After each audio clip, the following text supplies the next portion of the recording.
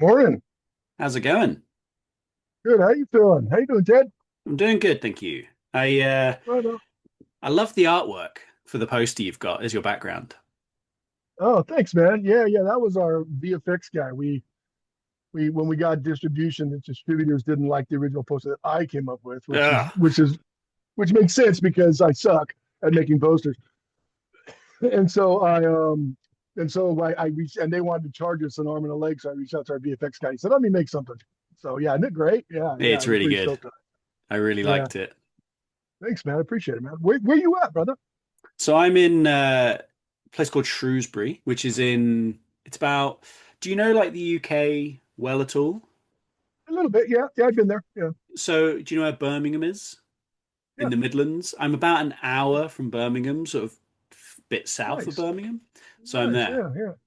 But Right yeah, on, and man. Well, what cool. about you? You're I'm which on. I'm on. I'm in Oahu. On Oahu, in okay. Hawaii. Is Yeah. that have you always lived there? Have you moved there recently? What's No, this? no. I'm a Cali boy. I'm California originally, but I've lived here about 20 years. Yeah. Came around a surf trip when I was younger. My brother and I said, I'm going to move back there. I'm going to live there, and I ended up moving here, and then I moved away, and then I moved back, and now I'm here. Been here for good. Yeah. It is nice when you find that place where you're like, oh, this place, it gets me, I get it. I'm staying here. Yeah. There's some sucky things about living here, but Fine. yeah. It's a weird place to live because you don't living on the island. It's like, for example, in film, there are zero camera shops on Oahu now. Isn't that Right. weird? Nothing. Yeah, there were a few, and then they went out of business because of Amazon and B&H and Yeah. some of the bigger companies. So now, when you need something quick, you can't get it. In LA, there's every corner there's a camera Yeah. store, right? Yeah. Welcome to Your Life in Film. I'm your host, Ted Bennett. Joining me today is Diq Diamond and Amy Jennings. I refer to Dick as Diamond throughout this conversation, and Amy as Amy. Diamond and Amy are the filmmakers behind Plankenstein, a killer surf movie. Set against the breathtaking backdrop of Oahu, Plankenstein combines the sun-soaked world of surfing with the blood-curdling thrills of classic horror. The film follows the carnage unleashed by a cursed surfboard dubbed Plankenstein as it protects a secret Hawaiian royal heir through a series of gruesome and often darkly comic murders. Plankenstein, a killer surf movie, will be released worldwide on November 7th on multiple platforms, including Amazon Prime, Fandango, Tubi TV, Pluto TV, Vimeo, and Bloodstream. I had a great time talking with these two. They're my kind of people, and they are very fun. I started the conversation with Diamond, as you just heard, but then Amy joined us a little bit later. And now enjoy the three of us talking films and talking bollocks. Plankenstein, killer surf movie. The title, I'm going to start straight off the bat. Where did that come from? Well, I'll start with the second part, a killer surf movie. Originally, it was just Plankenstein, but I went with a killer surf movie because in my head I was thinking search engines now. I want people to, when they search for a surf movie, it'll pop up because it's in the Yeah. title of the name. Plankenstein came from I bought a new surfboard here years ago, and it was a softboard that had kind of a flapped over top. Hmm. If you know softboards, the bottoms have kind of a plastic bottom, and so the plastic bottom was attached, but the foam was broken. Okay. So I fixed it with some dowels, and then I stitched it up just a tip because it was surfable, right? It was a long board. It was fun for people who come to visit. And I showed my tenant. We own a house, and downstairs we rent out. My tenant, I go, hey, check out my board. It looks like Frankenstein. He looks at me, he goes, Frankenstein. That looks like Plankenstein. He's kind of a stoner. It looks Nice. like Plankenstein. Yeah. And I started laughing. I looked at him and went, I'm writing a movie. And I went and got a bottle of Jim Beam. Seriously, I got a fifth of Jim Beam. I went to the beach. 4 hours later, I had penned the original Plankenstein. I was drunk. I had never made a movie in my life, and I called my sister and said, "Amy, we're making a movie." This was Perfect. I should know it. I may be getting ahead of you. I apologize, but this is the second iteration of the film Plankenstein. Originally, there was years ago the very first thing I made ever, about 20 years ago. I don't know, maybe whenever I first got into film, was the original Plankenstein. I shot it on an Exacto Sanyo, not Sony, Sanyo Exacti water camera. Oh, nice. And we made this crappy little original film, and I still have it on DVD. I have a bunch of them. But we years later, now that I've gotten better at film, I decided I'd make another bad version of Plankenstein. Bad meaning B movie. Yeah. Yeah. but just with a little bit better of a skill set, and that was HD that people could watch. We shot it in 720. I didn't know what the hell I was doing before. So yeah. So anyway, that was a side digression. What I love about the whole B movie thing is that you can tell that you're intentionally making So a B movie. You know what I mean? Like there are some people who make B movies and they don't mean to make them, and you're like, you've not quite whatever. But with yours, when you're watching it, you're like, you've nailed it. You've nailed that beauty of the B movie where it's a late night stoner flick maybe, and you're just like, this is excellent. This is great fun, 100%. and I Yeah, love it. I thank you, love it. man. Yeah, yeah, and that is what it was when I the a lot, because everybody, a lot of the guys who worked on the film have a lot of experience in film, myself included. Not a lot, but a lot. Amy has a shit ton of experience, and I knew when I was shooting it that the modern horror is like modern film. There's a lot of camera movement, a lot of angles. I have a kind of a crappy jib. I have sliders. I have everything I need. But real 80s and 70s B movies, most of the Mm, shots are static. They're yep. two shots. They're one shots. They're one shots, and that was what I just really decided this movie needed to be. It needed to be kind of, at least the police office. In the police station, they're always really close, stupid shots. Yeah. Yeah. Um, just the general idea of, I think, for me, Plankenstein, they're not all static shots. I mean, there is movement and all that stuff, but to keep the B movie, people think a B movie is just an outrageous plot, but there's two things. One is, I think, kind of not crazy camera or not a creamy background like the new horror films have. The new horror films use a lot of the depth of field and the creamy bokeh in the background. Mm. Frankenstein doesn't work, you know what I mean? And like a B movie. Which is And we had zero budget. That's it. That's the key. that is the key. That is the key. You do need to have that specific style in mind when you're shooting a B movie. You can't accidentally do a B movie. You need to make sure that it hits the correct points. Otherwise it's just a bad movie. So when you're intentionally doing it, that gives everything it gives it that little twist where you're like, that's done. Perfect. That's done. Perfect. Yeah, But yeah, yeah. yeah. Ridiculous conversations that repeat themselves. Amy, I don't know how many times Amy's character in the movie says, this can't, it can't be the board. It's always pointing to the board, but it can't be the Yeah. board. It can't be the board. Or the mayor is breathing down my neck, that kind of Yeah. stuff. It's all pretty standard, and you got Classic it, and you're right. lines. Yeah. Yeah, yeah. I really love what you just said. I think that's bitching. If you don't figure it out from the get go, it's just a bad movie. Yeah. That's great. That's Yeah. great. So Amy, Well, and I was going to say is from an acting perspective, what I find is different from acting in a B movie versus not a B movie is you have to really believe what you're saying, like any yes. movie, but a little bit bigger. Yes. Because the amount of times you watch a B movie and someone's being too much and you're like, no, no, no, no, no. You're not in the world. You got to be in the Yeah. world. If you're in the world, you can be as big as you need to be. But if you're not in the Right. world, you're being silly. And I think you did such a like you towed that line so well of just like, I Okay. believe this woman cares. You know? And it's like so I think Thank it's you. great. So obviously, with it being Diamond's film, you were interested, Amy. But what was it about the character specifically that made you think like, oh, I want to do that character. I want to be that character. Well, I'll tell you, it's first of all, it was fun. It's just it was a really super fun role to shoot. You know what I mean?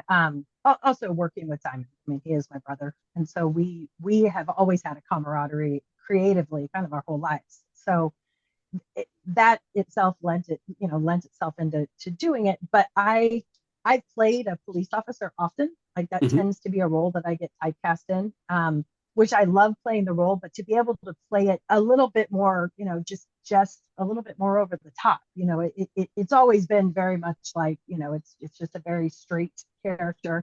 And this was a straight character with it's believing something so ludicrous that made it fun. You know what I mean? To not believe it, but know, deep down inside, she knows that Yeah, board is cursed, but she just can't I admit can't it admit it. No, yeah.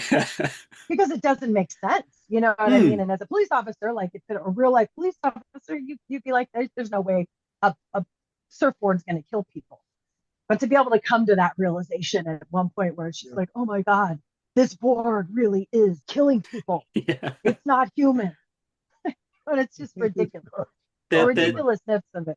That's something that I think is missing in modern films. All modern films to me just seem to be so preoccupied with hyper-realism. And you think like all the films we loved in the sort of 70s and 80s and to the 90s as well, there was always a slight like, this is cop rules but in film. This is gang rules but in film. Whereas now everyone's so preoccupied with like, well, no, that isn't how an interrogation would go. And it's like, yeah, but a real interrogation would be boring. We got to make it TV interrogation, film interrogation. Yeah. So I think B movies specifically, I'm a big fan of B movies, but B movies specifically don't play by those rules, and they're allowed to just be like the films that we all love. So it's like, oh great, yeah, this feels like a film, not someone trying to be so serious for no reason. So it's great. Right. Yeah, and I should note too that my direction towards the actors as far as the acting portion of it. I mean, I directed the film and where people do stuff, but my main direction was play it straight, because I think a lot of B movies where they blow it is the actors are they act like they're in a B movie. I know that seems weird to say, but they overdo it. The absurdity is the script. It's not the acting. And what happens is when the acting becomes the absurd, it becomes a bad movie, in my opinion. And that's why I think Amy plays this so well. Amy plays Captain Miller so straight. It's so straight that everything she says is absurd. But there's never a smile on her. It's just, that to me is why this film really works. Like you said, why it feels like a true B movie. Because the real B movies in the 70s and 80s that were that we are 100% nodding to, they were just people with low budgets who didn't know what the fuck they were doing. You know what I mean? And so they were acting the best that they could. They were bad actors. That's the thing as well, though. They were acting because they hoped that there was going to be another job on the back end. So they didn't want to phone it in. They didn't want to be silly. They were like, no, I got to do this. I got to act. But they weren't good. Yeah. Right. Whereas you are a good actor. They landed a role, right? I mean, in a B movie, right? So, and Plankenstein, I think that is the key to its magic. Amy is hands down the most experienced actor on this film. She has, I don't want to give away her age, but a lot of years of experience of acting. I'm 55 today. Just want to say really? Happy birthday. Happy birthday. Can you sing happy birthday? Thank you. Can you sing happy birthday to her? And happy birthday to you. Happy birthday to you. Happy birthday, dear Amy. I'm going to finish it then. Happy birthday to you. Sorry, listeners. That's not Well done. But I have no problem saying my age, because I know I look so much younger. I'm not saying this. You don't look 55. So it was a shock when you said you were 55. I was like, oh, okay. So well done. Thank you. But her years, her years of experience, I mean, she's just so good at it. But the other actors, almost all of them are green. There was one or two had a few other short film experiences, I quite frankly, I was worried that we were going to get kind of that B movie acting kind of a thing when they cast these guys, because we had no budget. We're not SAG. It wasn't a SAG operation, because that's its own can of worms by itself, right? So, fortunately, we saw it years ago before Amy went into that. Not years ago, but when we shot this thing. It's been a few years, yeah. I was SAG eligible, but I had not quite joined the union because I knew we were making this film. Okay. Exactly. That was one of the big things where I was like, okay, we got to make this soon because my manager's telling me I got to join. Yeah, because I got to get on that union soon. Right, exactly. Exactly. Going back to one last thing about sort of that B movie quality, I really enjoyed that all the surfing scenes were sort of, was it green screen that you did the surfing scenes?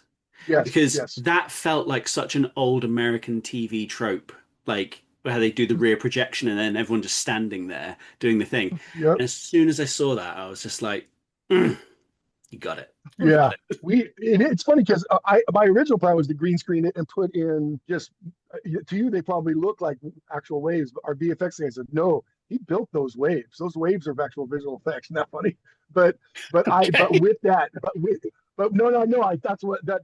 He wanted, at first he had made them real hyper realistic, and I said no, we need to kind of they need to look a certain way because they look great, but at the same time, because if you notice, we see them going down waves, so he does that. But I'm with you 100%. If you remember like the old Batman series, there was an episode where they had a surf off. Batman had a surf off with the Joker. Do you remember that? I remember it. They're doing this thing like they're surfing with their arms up, and there's just clearly just a wave behind them, a fake wave. It's not even they're not even riding up and down it, and it feels like that, right? I mean, exactly right. I love that. I don't know what it is about that kind of stuff. I just love it. Where I'm like, yeah, I'm buying what you're doing. I know what you're doing. I don't need it to be frame perfect. I love it. Exactly. Yeah. Exactly. And that was challenging. My VFX guy to not make it perfect. He wanted to make it look like this and that, and not perfect's not the right word. But I said, look, our budget and our time is where it's at. This is exactly what I need. So just go. Meaning our budget was zero. Have we mentioned that? But everyone wants their best work to be shown. You know, it's a really difficult. Fair enough. If you're trying to be like, well, if this is the last project I use to get the next work, obviously you want to be like, I can really paint it in perfectly, and you know, all the actors want to be like, no, I want to show my good side, and it's like that's true, and you will, but within this frame, it's like within this scope, get it right in this scope, and the whole thing's sort of a lot better. I would say there is one thing I didn't understand in that film.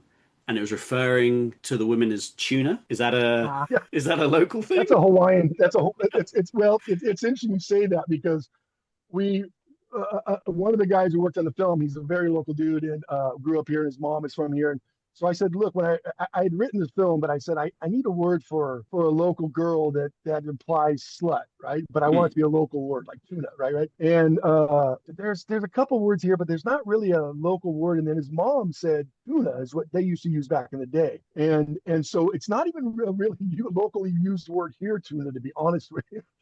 So, but it used to be, but it kind of lost favor because it's kind of a gross term to describe what you're saying. Yeah. Tuna. But might bring it back. Yeah, we're bringing it back. Hey, we're bringing tuna back. I would prefer to hear the word tuna than slut, if I'm honest. Yeah.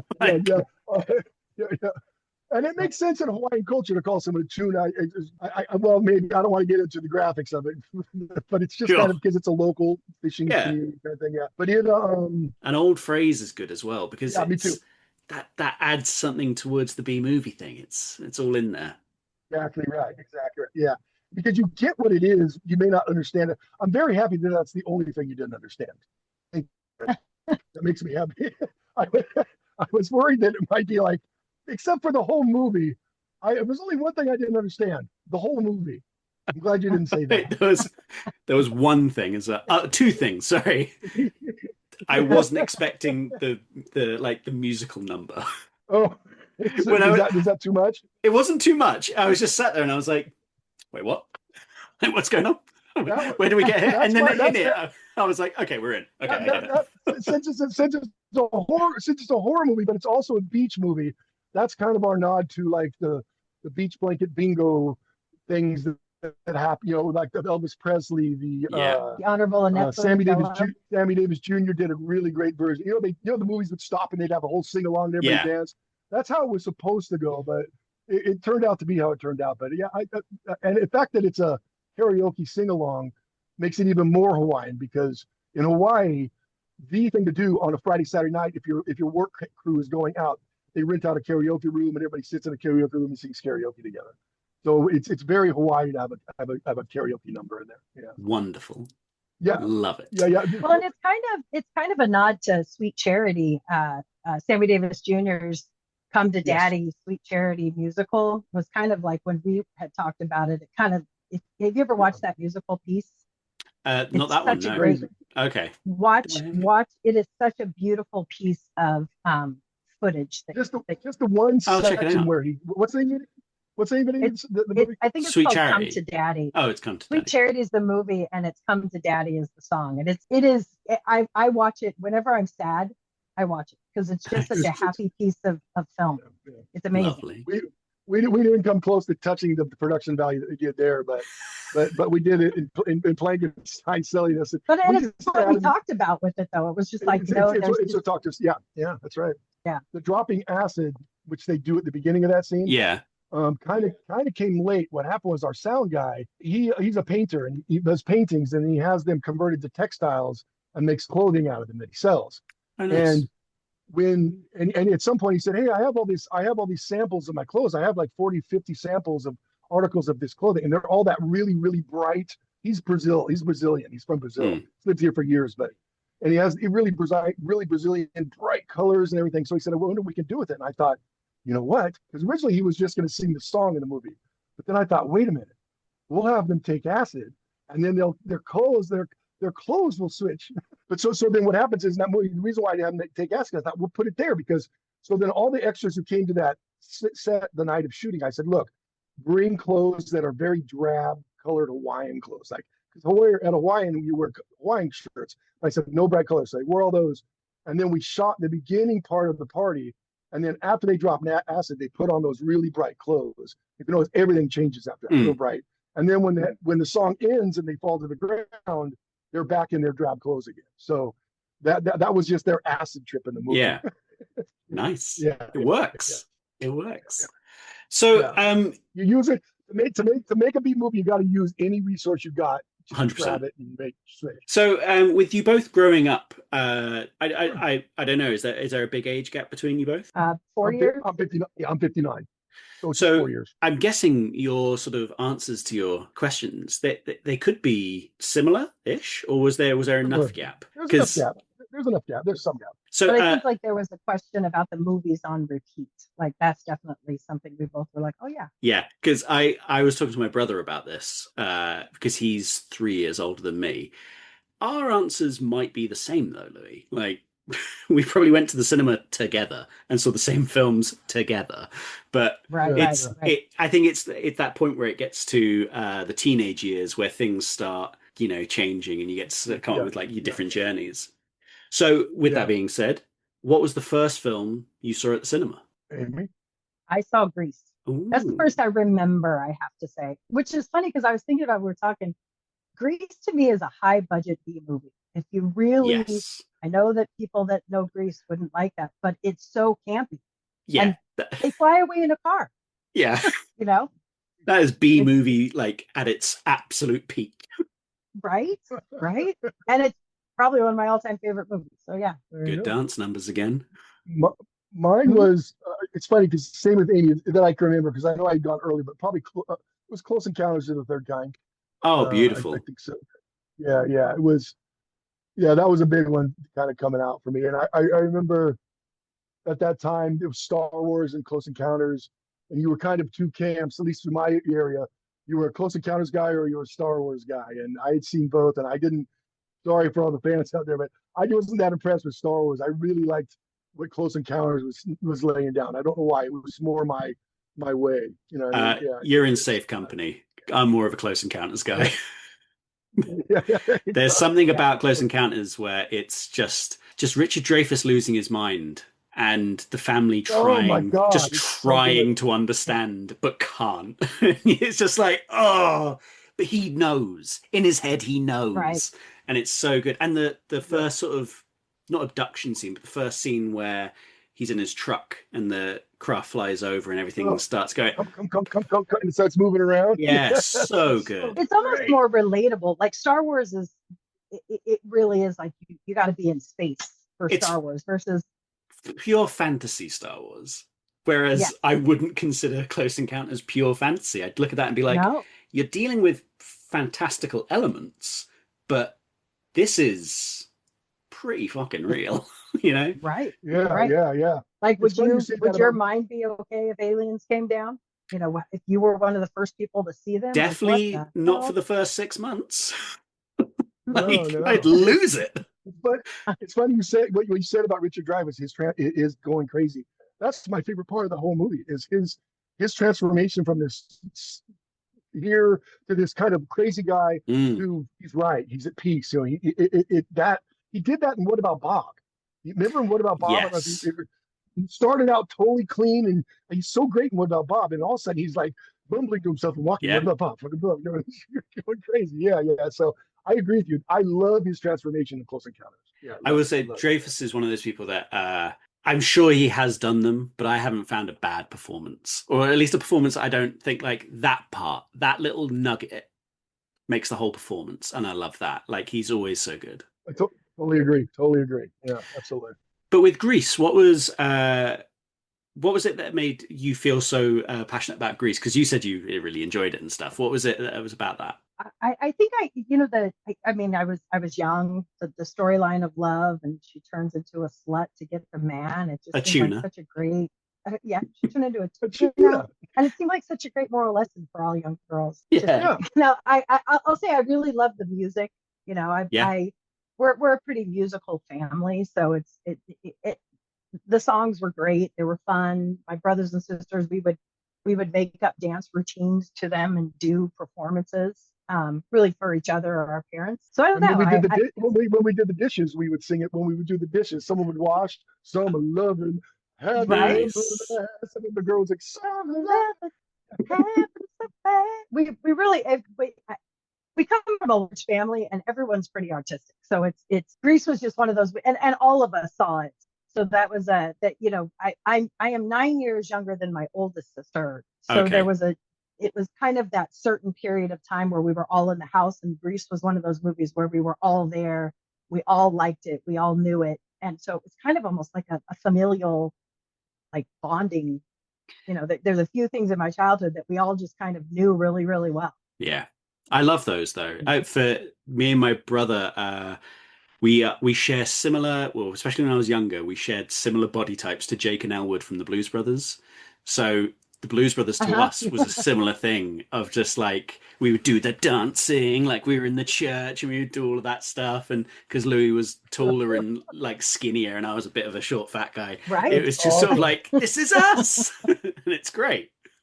Right. We're the Blues Brothers. With the Blues That's awesome. I've That's said so it before. true. For ages, I really wanted to get Jake tattooed to my knuckles, and then like everyone was like, "Don't do that," and I was like, "Why not?" Oh, I should have. You got to do it. there's still Do it. time. Still time. Still Yes. time. It's still time. Uh, Still time. with that being said, like, what was the films that you watched over and over again as kids? Well, this is kind of easy. We talked about this actually. It was again we're 55 and 59, so we didn't have repeat on our phone like when you watch them over and over. We didn't have that. Every year when we were younger, once a year, the television play Willy Wonka and the Chocolate, and then at a different time they would play The Wizard of Oz. And so it was weird. Our parents wouldn't allow us to watch TV during the week, but we could watch it during the weekend. But we didn't care about the weekend because we were out playing, right? That was kind of their idea. But during the week, on a Wednesday night, if Willy Wonka and the Chocolate Factory was on, my dad would make big bags of popcorn in brown paper bags. I remember the greasy bags. We'd all sit on the ground. We had 5 kids, and my mom. We'd all sit on the ground, turn off all the lights, and we Lots would of watch pillows. Willy Wonka and the Chocolate Factory. And then we do the exact same thing when Wizard of Oz came out. So those two Mm. movies were what we watched on repeat every year, right, Amy? Is Well, that and right? those we watched for a kid, and David doesn't remember this part, but maybe it was Yeah, because I this is was weird. This is older. weird. This is weird. I remember watching probably from like 12 or 13 every year. The Shining came on as well, and we watched it as a family. Like it was Willy I Wonka, remember. I The don't Wizard of remember that. Oz, I just watched. and The Shining.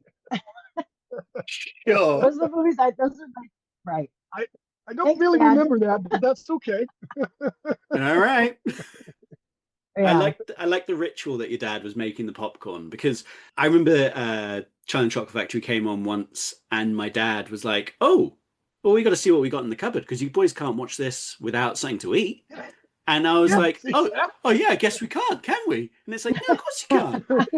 So yeah, Logic, yeah, exactly right. you got to do it. Yeah. So I think this might be where. Well, actually, no. I mean, Amy may have just told us hers, but what was the first R-rated film that you saw, and how old were you? The Shining at 7. I didn't even think of that. That was just a family film. That was a holiday film, apparently, that I Yeah. don't recall. I think There was snow. I think it was I think that was Christmas. her, my dad. That was her, my dad, and my mom, and they were there. I don't know what that was all about. Mine. It's funny because it's hard to remember what the first in theaters. Poltergeist for me was probably the one, and I say that because I remember it well because we grew up in a town called Simi Valley in California, and the poltergeist house was in Simi Valley where they shot the outside scenes. Oh, And the nice. neighborhood, yeah, the neighborhood where that house was a new neighborhood, and I went to school with the number of kids who were in that neighborhood, and how I heard stories of how we could go up there and see how the yards were all torn up. So they were promised all new landscaping and all that stuff. So it was weird to see that happen, and then how the house is built back together, and then see it on screen. So that was probably the first horror movie I saw. Yeah, Nice. really I mean, cool. that's a good You know what one I to mean? see. And I also Yeah. really like that you were able to see a location that you knew in real life on screen. That's Yeah. always, I was in New York last year and I went to the fire station for Ghostbusters. And it's that same thing of just looking at it like, ha, Oh, I know yeah, that place yeah, really yeah. well. That's Yeah, cool. it's weird, isn't it? It's really weird. It's Yeah, really yeah. weird. So, Well, and especially I as a will young say, man. well, growing up in Simi Valley, which we're about 30 minutes from LA. So Right. basically, we had the Little House on the Prairie. Set was in our hills. Okay. We we went to school with kids that were in TV shows. So it was a very like it's strange because I talk about that with friends around here because nobody that I know is from here. As far as like friends, and they'll say stuff like, "Oh my gosh, that was in that movie," and I'm like, "Oh yeah, you want to go around the corner where the Brady house was?" And so it's just like it's Yeah. kind of we grew up a little bit different than people, I guess, all over the world other than LA. But I You think know, that's a wonderful thing that in LA it's so every day, it's so normal. You like, well, down the street, that's where Haddonfield is, and if you turn a corner, that's Nightmare on Elm Street. And it's like, right, ah, that's Yeah, wonderful. And I think it's great that yeah. right, when locals can tell like their new friends, like, oh, you want to see Jamie Lee Curtis's house? It's Poltergeist over here. house. Yeah, you Yeah, want to see yeah, Poltergeist yeah, house? It's right right, over here. right. It's like Or I love that. sitting in like there's a restaurant right next to my house called Mel's Diner. Like I'll sit there with someone and be like, "Oh yeah, American Graffiti was filmed here." And it's just like Yeah. it's just all here. So it's You cool. know that Anyway, little ditty, don't you? The old American right, Graffiti. It's just over here. that little ditty. So yeah. That's So hysterical. what was your one then, Amy? the first horror movie that I saw, or not horror, rated R, I think was Risky Business. And the only reason Oh, I okay. remember that is I wasn't allowed to go see it, and I snuck in with a friend. And Mm. I think the only thing in it was like him in his underwear sliding across the floor. I don't really remember the movie other than he Ye- slides across the floor singing. Yeah, he's singing something, and Yeah. is it because what's he doing in that film? Because it's sort of, Hey, is it just the hey, it's themes risky that? business. Oh, it's just No, risky it's business. risky business. Yeah. Sorry, I should have It was understood. at a time that I think it was in the 80s. So it was a time when being in your underwear, I guess, was inappropriate on Hey, screen. I mean, I'm sure You Tom know, wouldn't let What's anyone see him in his underwear now. So I'm not gonna say that word. he's a vampire though. He probably still looks good in his underwear. he 100% does still look good in his underwear. Yeah, totally. If you're into that kind of thing. Hey. um.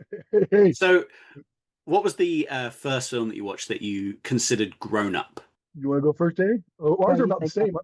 same. My probably it's kind of a clump of films, but I'll say one first, The Poseidon Adventure, and I say that because there was the clump. There was in the late '70s, early '80s. There were the disaster films that came Yeah, out. Remember, there was Earthquake, The Towering Swarm. Inferno. Yeah, Mhm, yeah, mhm. the disaster films, and The Poseidon Adventure was one of them. And Poseidon Adventure was this people that you actually like dying. That's an adult film, right? Yeah, But like Shelley Winters when she dies, she swims under and then she comes up. That's not very child themed for her to die right there. So I think Poseidon Adventure was probably mine. And that still, by the way, lands as one of my favorite movies. I think it's a really, really Oh, cool, older movie anyway. It's a really there's cool older movie. films like that and Towering Inferno. I there's something about them where if it's Sunday afternoon and I've got nothing going on, Yes. it's going to be like I might put on, and it'd be like Towering Yeah. Inferno or Poseidon Adventure or like what's Earthquake. Remember the movie Earthquake Earthquake. was another one of those. Yeah. And I keep looking over to places because I have physical media all over my office, and all my VHS are in that direction. So when you were naming films, I was like, "What have I got here? What have I got here?" And like when you were mentioning Sweet Charity, I was like, "Have I got my musicals up here?" Like, so when I look around, that's what I'm doing. That's impressive. That's impressive. I thought you were just kind of nuts, but that's okay. No, no. Well, it's little A, If little you B. right. Maybe. If you see me Come looking around a lot, I just keep, because it was my birthday, I just keep getting texts. So I keep like trying not to be distracted. But It's her birthday, everyone. Everyone remember. Christopher Lloyd has the same birthday as you. Bob Odenkirk has the same birthday as you. oh, Other Oh. people. See? The reason I know Other this, people. it's my friend's birthday today as well. Oh, very nice. So I've What's already his sent name? him Ollie Parsons. He's a script supervisor Happy and a writer. birthday, Ollie Parsons. Hey, Happy Happy birthday, birthday. Ollie Parsons. you will like this. But yeah, so that's why I'm aware of who's born on That's your cool. day. I'm not just memory banked everyone. Best first adult movie. It's funny because when you said Beside Imagery, that is another movie we watched on repeat when it came on TV. Yes, it was Beside Imagery. You're right. So Yes, that yes. may be one of the first adult theme movies I watched, because I think I Nice. watched that before The Shining. I feel like that's you probably should have. I hope so. I hope so. I hope so. I'm gonna be talking to Dad about The Shining. Yeah, you got to That's a question your different parenting over there. If it's like Yeah. I do. your dad was I like, dare- I don't know, that Jack Torrance was making a lot of sense. I thought you kids should see it. It's like Jack was making a lot of sense to me. I'm just saying. Maybe it was a subliminal punishment preparation. Not that we actually No, were no. treated very well by our parents, but just in case. It's like if you Yeah. get out of hand, just remember. Just remember what happened to old Dick Halloran, huh? That'll be Yeah, you. right. Yeah. You get an Mhm, axe to the mhm. chest. Right? Yeah, Exactly. that's the chest. Man, I am blown away by how you remember names from movies. How the hell do you remember that shit? Oh, I've said this before. I wish I understood maths the way I understood film, because I can give you names, dates, quotes. I can give you everything. But if you ask me It's a very incredible. simple question about like maths, I'm just like, say again. I don't understand. Yeah. I'm Yeah, that that's way with incredible. song lyrics. The only thing I can remember Oh, is song lyrics. nice. But if movie stuff, like I could tell you I did a movie with some people, but I have to Oh, look up who even the people in the movie were with me. when I like an old boss said to me once, he was like, "How do you know all that film stuff just off the top of your head?" And I was just like, "No idea. It's the only thing that retains." It's like this Right. is useful to Wild. nobody. But Except for podcast, you're in the perfect business right here, brother. I mean, yeah. I'm talking movies. I'm in my happy place. But Exactly. so these are interesting choices, and it feels like a lot of the films that you have mentioned have all been they have quite a sentimental place for you. So is there a specific film that holds a special place in your heart? Mine's a little more complicated, Amy. You know, I have a complicated answer. It's 5 films. I'm trying to think But of I mean, like a film quadrilogy. I'll throw them at you, and then we can go. Okay, I can call it all of them. So Willy Wonka and the Chocolate Factory, obviously. Blue Velvet, Spinal Tap, Django, and What About Bob? Those are the ones that I watch repeatedly over and over. Willy Wonka is probably the one that holds the dearest place in my heart. It's my favorite movie. Lovely. I think it's one of those perfectly done films that you know when something's just done perfect, it just doesn't need to be done again, kind of thing. It's one of those, in my opinion. Same thing with Blue Velvet, Spinal Tap, Django, and What About Bob? They just kind of fit. They have their different themes, but ultimately, to answer your question, Willy Wonka. For me, that's a good one. I know what you're saying. Those specifically those 5 films you mentioned, like anyone who's tried to come close to them has just made a clear imitation. No one's ever surpassed it. No one's ever gone like, oh, here's a little bit of Blue Velvet and we've expanded it. No. Everything you've made has been so forced to try and capture that magic of just an ear or just, huffing into an air canister screaming mummy. Like, you're never going to get that again. And especially with Spinal Tap. Spinal Tap was so good. Oh, actually, I have a quick little Spinal Tap bit of trivia for you.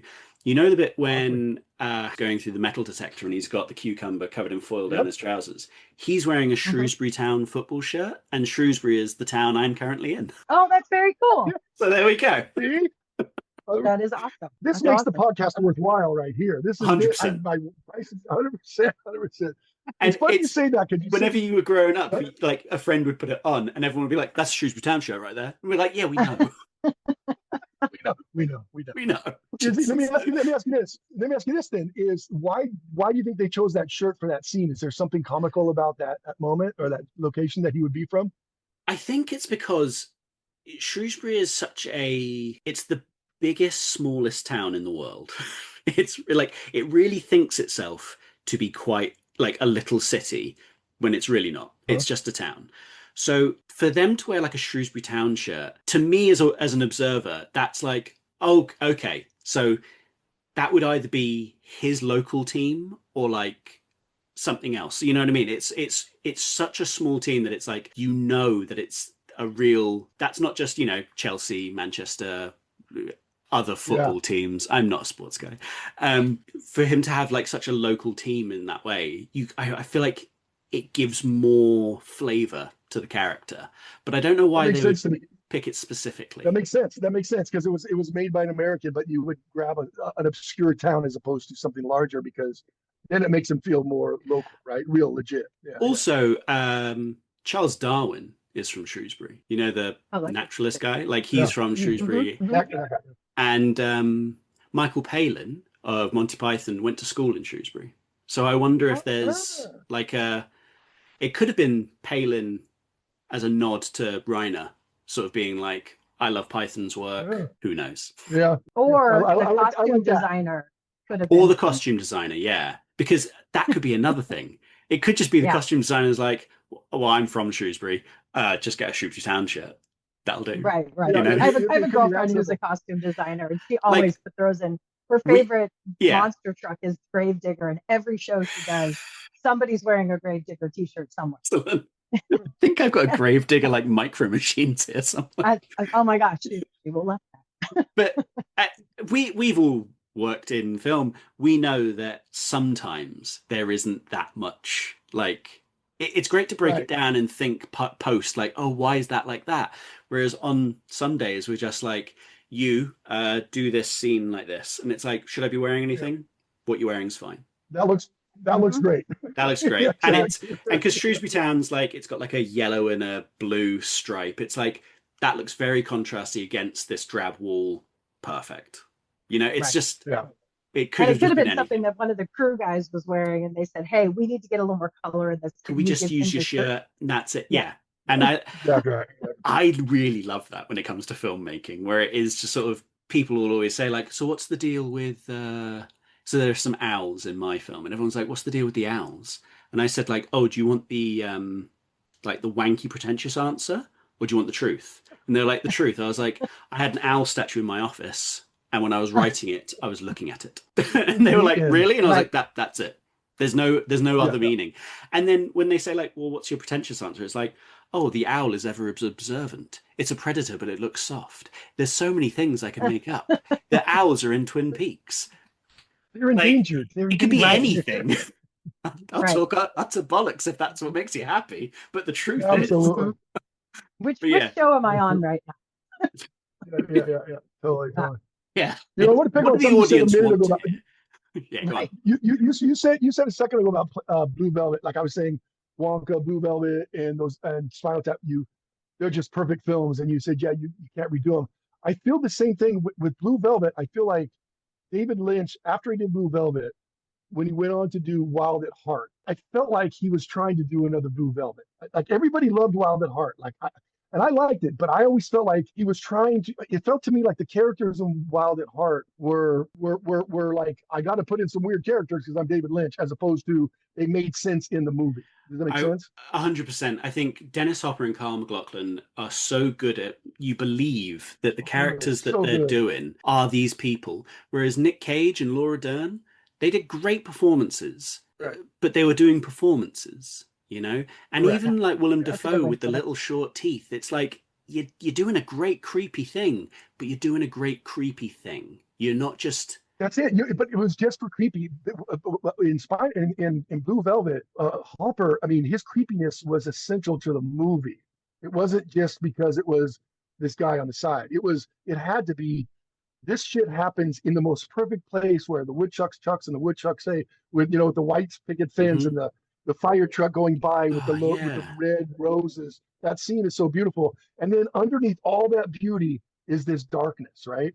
Right. Wild at Heart was just kind of a It was conglomerate. surface It just felt like a darkness. lot of, yeah, Right. yeah, Yeah. yeah, Well, it's like, yeah. and it's like Isabella Rossellini in Blue Velvet was like Oh her, your heart with her, Oh my my God. That God. that it's and Remember this what a line? He puts his disease in me. What is that line? oh. A great uh, line.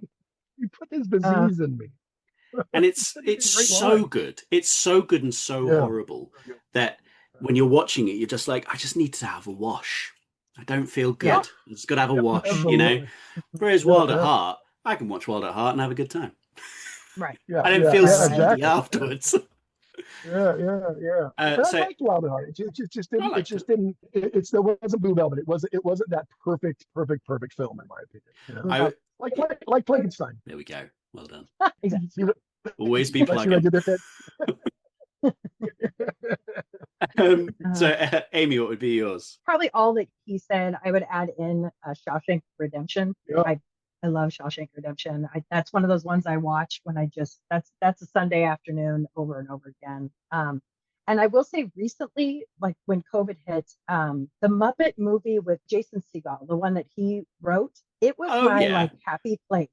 It was my happy place for all of COVID. So that was a movie that like I think it is a perfectly done movie as well. And I love the Muppets, but the way he did it, it's just such a feel good movie. You know what I mean? Yes, like a feel good film feels so nice. Like there's Yeah. no edge to it. There's no like, oh, what's behind that door? Am I actually going to No. am I going to have to deal with something? No, no, no. Right. No. Hijinks, It all turns out as it capers. should. Yeah. Yeah. Oh God. And that is Love definitely that. when after the first 2 weeks of COVID, when we all finally knew that this was something real, Oh that was yeah. something I literally watched once a week, at least just to kind of remind me that there's good in the world and there's joy and this will all be over soon. I watched Contagion and Outbreak, and my Different. partner Kirsty was just like, "The fuck are you doing?" And I was like, "Shut up! I'm bedding in. I'm digging in. I'm digging I'm getting Fair enough. fully miserable Yep. here." with you, Ted. This is why I don't share Amy's opinion at all. I'm not a feel good movie guy at all. I don't like movies that try to control my heartstrings. I want to control my own damn heartstrings. Fair I don't enough. want to be controlled.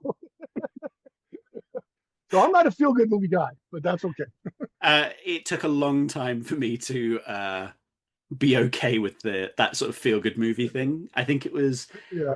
I can't remember what I was watching. I was watching something and I welled up, and I remember just being like, "You son of a bitch! Why have you made me well up? Well, Like, what are you doing to you me?" know what?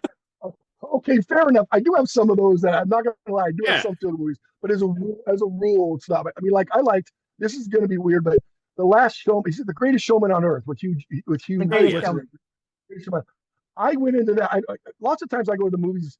I look at what time it is, and I look at what's playing at that time, and I go see it. I don't even look at the trailer. I just go just because Perfect. it's the time I want to go. Yeah. Sometimes I make mistakes, but I had no anticipation, and when I realized what it was, I went, "Oh shit! I don't really love Hugh Jackman that much."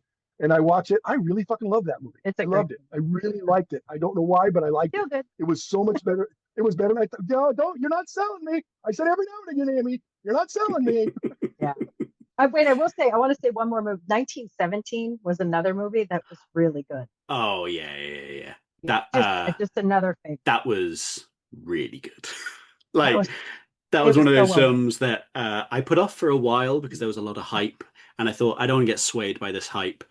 And then I put it on the TV, and at the end I was just like, "All right, fair fucks. That's an almost perfect film. Fair play." Yep. Like Yep. that's annoyed me how good that is. Yeah, it is. Yeah. And the fact that it was shot with so many one shots is I mean Right. I think it was almost all the scenes were one shot, right? Yeah, and There were no cuts in the scenes that no, took it was place. only sort of if we were moving to a location, they might sort of do something. But the fact it was just one continuous running. You're just Right. like, when he finally stops, you are just like, thank fuck for that. Right? Right. And you're just like, Right. that's, and if we're feeling that after 200, 2 hours of it, how bad did those boys have it actually running through Right. it? You're just like, Jesus. I felt the same Because with it wasn't one shot. no. No, Right. because if it was, that's the One best take. I mean, film yeah, set. right. If that was like the whole film set was just like, we're gonna do it in one. Oh, we've done it. Let's go. Yeah. And maybe it was if they really rehearsed it, which we all know isn't the thing. No, That's it's not usually really well rehearsed before you start shooting. But well, yeah. the original Plankenstein, which Amy was in as well. I told you we had done a prior iteration of this film. Yeah. Actually, it's a different script, this one, but that was my thing. I didn't know what the hell I was doing. I really didn't at the time. And I said, okay, listen, we're doing 2 takes. Whatever we get is what I'm using. And I would go, action, go. And I wouldn't even reslate it. I go, okay, reset, action, go. Okay, we're moving on to the next shot. You remember that, Amy? Yes, I do. We shot that. We shot that. We shot that. It was a feature film, and we shot it in 4.5 days. Shit. It was so. Get out. That is quick. It was very It was so nuts. It was so nuts. And I was just like, just go. And I had no idea, but it came together. It's a really, really great bad beat. So, what is your controversial opinion on a famous film? I'm gonna let Amy go. Well, mine's very. The English Patient, I think, was overrated. Interesting. In what way? I thought it was boring. And I will tell you, I went with my entire family to the theater to see it. There were about 20 of us because it was like us and friends and significant others. We all walked out and looked at each other, and all of us were like, "What do you What think?" the fuck was that? And all of us, every single one of us was like, "I wanted to leave, but I thought you were watching it." Oh, We all would have left. Yeah, it was worst. definitely it was, and it was such a strange thing because we have all very variety tastes in movies, and it was just one of those that, like, my mom and my dad both were just like, yeah, that was boring. And like, even like my little niece and nephews were like, well, that was, well, I mean, of course they're little, but all of us, every single one of us was like, that was the most boring. That was one of those films That's that my I opinion. didn't watch until a lot older. And when I watched it, I was sort of prepping myself because obviously everyone's like, "Oh, the English Patient. Oh, the English Patient." But I had also seen the Seinfeld episode where Elaine didn't like the English Patient, and I was like, Didn't like the English Patient. hold on, where am I going to fall in this? Because maybe I'm not. So when I watched it, I was like, this is like that's all I could give it. Was like, this is fine. There's nothing wrong with it, but I don't know why everyone's losing their mind. And I was in a similar vein to you. It was like, I'll finish this because obviously something's got to fucking happen. And then it wasn't, and I was like, ugh. Well, I'm glad I wasted 2 hours. It could have been done in 15 minutes. It could have been a Honestly. 20-minute film. It could have been a 20-minute film. Yeah, it fucking could have. So, but Yeah. So that's the one that whenever someone asks me what film did you not, I just like, I couldn't. Good choice. There's been other ones. There's before sunrise, before sunset. Oh, you don't like them? You know what? They're just long, and they're just Okay. you have to, I don't know. The films that exhaust me are just the films that I think that's the thing, is when I feel exhausted after watching a film, and I'm like, I think it was the last one that I saw, the last Before one that I midnight. saw that was just fighting the whole time, and Yeah. you just felt like you were in their relationship. I was like, I don't need that. I don't bad need that. relationships. Yeah. Right. I got out of that. But no, good choice with English Patient. I think you're in safe hands with that, but I do disagree with the Before trilogy. I think, the arguing aside for Before Midnight, sure, there is something about those 3 films that I really like. I really enjoy the journey, the sort of the genuine time that we have spent with with this couple, all the way from their early 20s to their sort of mid 50s. And I love that. I love the idea. Yeah. I just didn't. The execution didn't work. I feel the same with Boyhood. I love the idea of Boyhood, but actually in practice I was like, this isn't that good of a film. But I really like the idea that we've stayed with these actors over a genuine period of time. But anyway. And Diamond, what about you? Controversial opinion. well, it's not. I never have a straight answer. I apologize.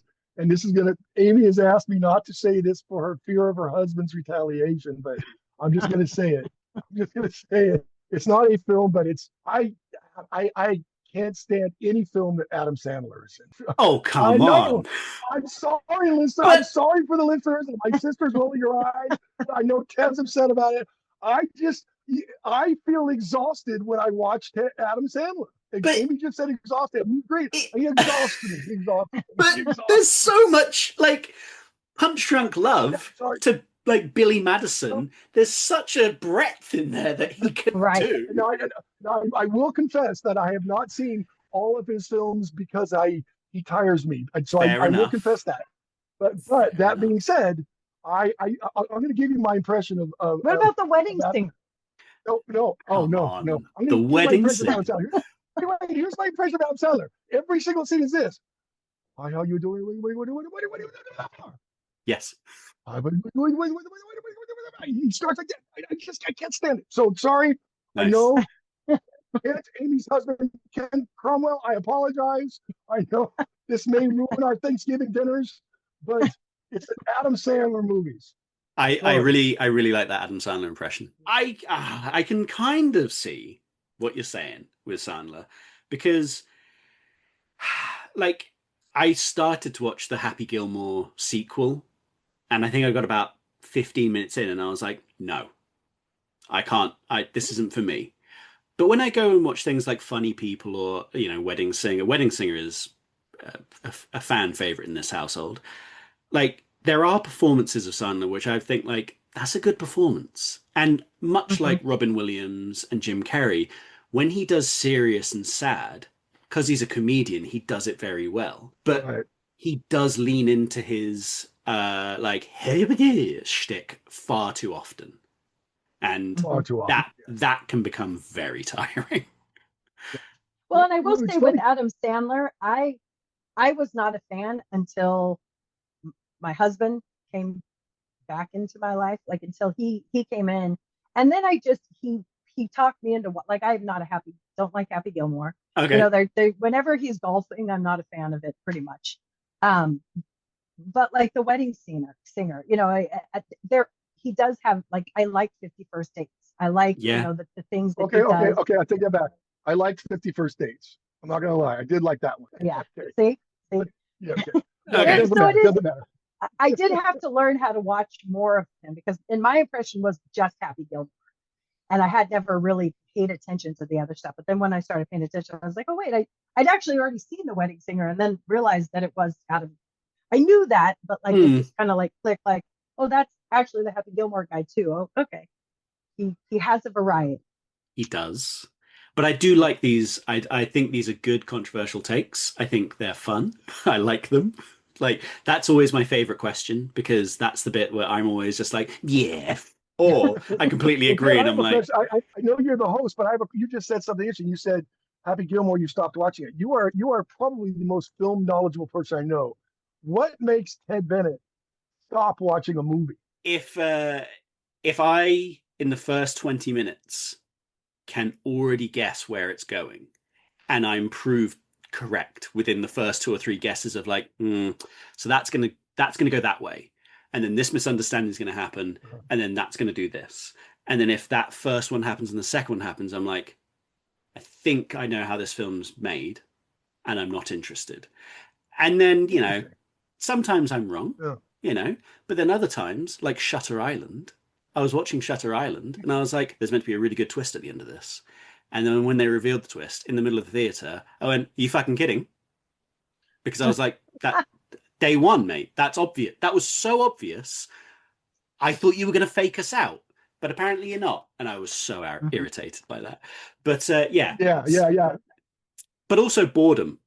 Uh, I think we were saying in, a previous question that if it's if there's no heart, if it's not funny, if I've not been moved in any way, whether I'm annoyed or I'm happy or I'm sad or whatever, if you've just made me bored, I just think like there are so many other things I could be doing with my time.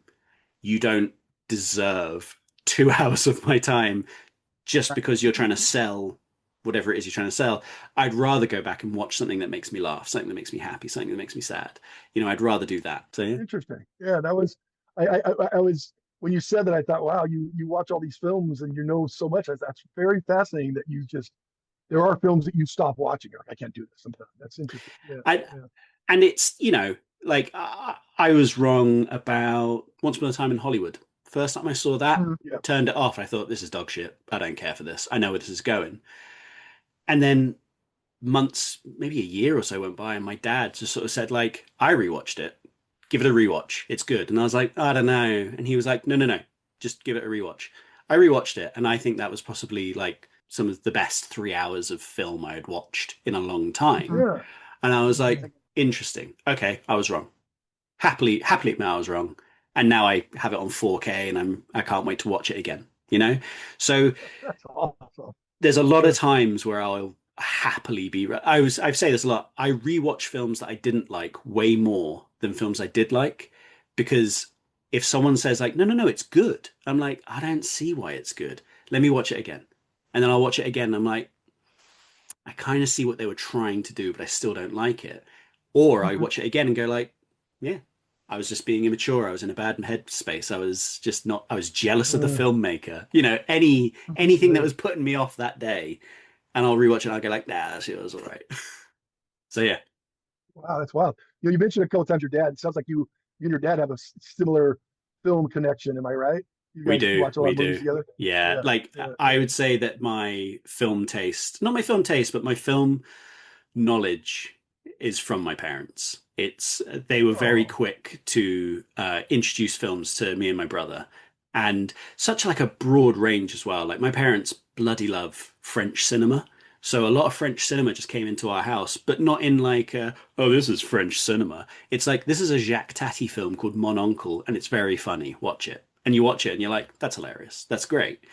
And then old musicals. My mum loved old musicals and sort of like that golden era of Hollywood. So she, for years, would try and get me to watch Singing in the Rain. And I'd be like, I'm not watching that because I'm too cool for it. And then I watched it and I was like, I'm a fucking idiot. This film's amazing. that's So yeah. awesome. So yeah, we're a big film Wow, family. that's off to your parents. That's awesome. That's awesome. Thank you on their behalf. So with that being all rounded up, what have you been watching recently? Last night I Mine's real watched. simple. Go ahead. Go ahead. Okay. Okay, I'm watching. It's funny. I don't binge watch like Amazon Prime like everybody. I don't know why. I'm not a real watcher and television consumer. All I really watch is on television anyway, or in that regard is I watch the movies, the shows like Alone or Mountain Men or The Last Alaskans. Have you seen those? Yeah, yeah. They're about men or women, but mostly men. But no, they've started bringing more women in, which makes me happy. About survivalist and living off grid and just kind of. And I don't know. I think just maybe as I'm getting older, I'm 59. I live on an island, but Yeah. I feel like maybe I want to live somewhere even farther away from humans because there's something that really Right? intrigues me about making your own fire and not worried about all this technology because I make the films, I write them, I direct this stuff a lot, mostly everything I do, but I also edit, and I also Mm. edited Plankenstein. I'm and so I understand the technical side of it, and I quite honestly I hate it. It just my mind doesn't work this way, but it had to make the film. Does that make Mm. sense? No, So 100%. Yeah. I'm a real kind of dirty feet. I like my feet being dirty. I like being in the woods. So Last Alaskans, Alone. Alone is like that one where they stick people out in the middle of nowhere, and Yeah. whoever there's like 12 people, whoever survives the longest wins $1 million or something like that. But Yeah. but it's really interesting, and there's no cameras. They have their own camera work, so there aren't Oh, even people with them. nice. So yeah, yeah, and I really enjoy that. I don't know why I love watching people. That's what I watch. I I love watching people. During COVID, I went through pretty much all of Deadliest Catch in a similar Oh yeah, vein, where I was just like, oh, just on a boat in the middle of fuck all nowhere. yes, And the only thing that totally. matters is getting that Apelio crab. That's all that Yep. matters. Not falling overboard, right? Not Other falling than that, overboard, not like yep, yep. breaking your ankle on something horrible, but just that And Apelio being crab. We've been watching Black Rabbit. I don't know if you've What's watched Black that. Rabbit? It's with Jason Bateman Uh, and Jude whose mother is from Law. Shrewsbury? Oh, interesting. there you go. Sorry, this always All comes in back to Shrewsbury. It's but all that is it's all starting to make Shrewsbury. you're just an ambassador for Shrewsbury. You're not even a blogger. You're a podcaster. You're an ambassador, aren't you? That's all it is. Come on down to Shrewsbury, but yeah, everyone. I've been watching Black Rabbit. It's very well done show. Very well done. We've seen a few episodes of it. It's on Netflix. And the other thing I've been watching is the new South Parks because Mm. very proud of those boys. for speaking up against doing the good work there, aren't they? Being done in our country. Yeah. But yeah, but South Park is I've always loved South Park, and they just, they're pretty right on. They're pretty right on. But then Black Rabbit, and then other things we watch, I've Arrested Development I watch on repeat. I've watched the Breaking Bad over and over again. The last movie I saw in the theater was the new Spinal Tap, which was good. It was good. Like we said, Spinal Tap can't be redone, but the new one's pretty good. Okay. I like that it's all the same guys, though. You know what I mean? It's not like it's everyone's back again, so they all know the flavor. They all know what we're meant to be doing. It's not just someone trying to recreate magic. So right. And that it was fun to film. Exactly. You know what I mean? Yeah. Like we went to go see it we watched Final Tap the night before and then went to see the new one, and it was a fun week of movie magic, Excellent. Yeah. It's been great having you guys on. Plankenstein is released worldwide on November 7th on multiple platforms, including Amazon Prime, Fandango, Tubi TV, Pluto TV, Vimeo, and Bloodstream. That's pretty good. That's a big list. Exciting. Very much so. Yeah, that is a big. So yeah, I definitely, we made a call to Eric Pochmer, who is one of the partners to Cinesthesia Factory, and he put us, between him and Nate Lip and Whit Sturgeon, they have all been amazing heroes of this movie who've gotten us distribution. With the Horror Collective, which has been amazing, gotten us on those platforms, and we can't thank them enough. They really are amazing guys who've just really believed in us. And since the moment I called Eric, and Eric, I talked to him for about, I called him to ask him some questions about how to get distribution, and within the first 5 minutes, he was like, "I want to rep your film, and we love you guys, and we love the concept." And they watched the film, and they loved it more. So it's been a great journey with them. Yeah. That's so good. It's so nice when people just get it, isn't it? That's the best thing, Yeah. Well, thank you very much. It's been wonderful speaking to you. As well. Yeah. Sorry. You're really awesome. You're really awesome. And please give your parents a big hug from Diamond over in Hawaii and thank them for raising a pretty damn cool fucking kid. Thank you very much, and I damn sure will. And if you're here in LA or Hawaii, you need to make sure you definitely look us up. I'll hook you up in Hawaii, brother. I'll take you all the spots on Oahu. Trust me, all of them. Jackpot. Sounds excellent. Well, good luck with the film. I look forward to seeing what else you guys come up with. And thank you very much for being on the show. Thank you so much. And look for P2. That's going to be the sequel. Yeah. P2. Is that an exclusive over here? Yeah, P2 that is an exclusive announcement. Nice. P2 like Terminator 2, but P2. So there you go. Is there a thing we could do with Judgment Day? Is there a like? Well, I'll say that. I'll give you a little teaser. Plankenstein comes back as the good guy in P2. There we He's go. the savior. There we That's go. all you need to hear. There you go. Can't wait. Like P2 Surf Comp Judgment Day. There we go. What? All the problems solved with that. Well, thank you very much, guys. Have a wonderful day. Thank you so much, Dad. We appreciate you, brother. You too. Thank you. See you guys. I'm going to put the camera on just to wave. See you guys later.